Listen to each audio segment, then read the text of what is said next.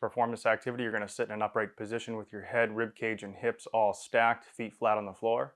You're going to keep your head and neck still. You're going to reach forward with your palm up, and then you're going to reach back with the opposite hand.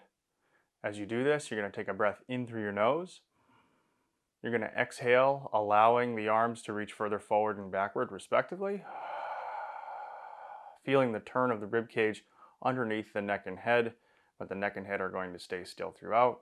You'll take an additional breath, reaching a little bit farther in either direction.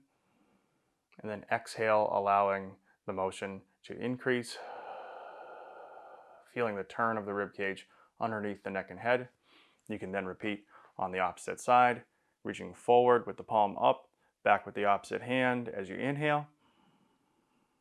Then exhaling, allowing each arm to move further as you feel your rib cage turn. Head and neck are going to stay stationary throughout.